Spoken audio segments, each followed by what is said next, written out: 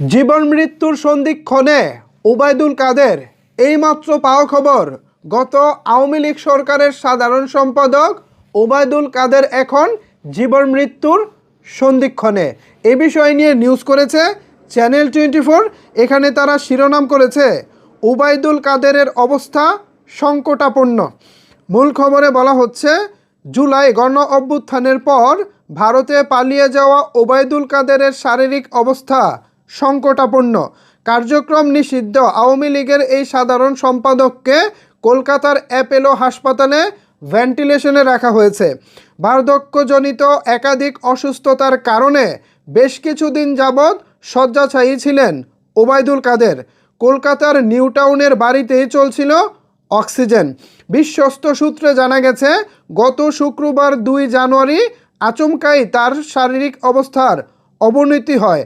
প্রায় জ্ঞানহীন অবস্থায় তাকে কলকাতার বাইপাসের কাছে অ্যাপোলো হাসপাতালে নিয়ে যাওয়া হয়।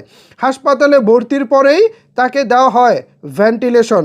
হাসপাতাল সূত্রের খবর, চিকিৎসায় সাড়া দিচ্ছেন তিনি, তবে অবস্থা বেশ সংকটজনক।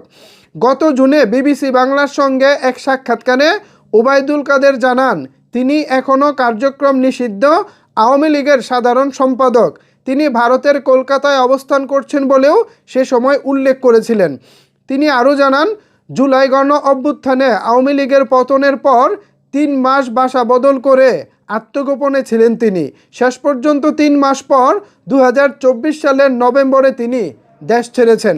জুলাই গণ অভ্যুত্থানে আওয়ামী লীগের দমন নীতির জন্য ক্ষমা চাওয়া প্রসঙ্গে তিনি বলেন, তারা যখন দেশে এসে রাজনৈতিক কর্মকাণ্ড চালানোর পরিবেশ পাবেন, তখন ক্ষমা চাওয়া, ভুল স্বীকার করা বা অনুশোচনার বিষয় আসব।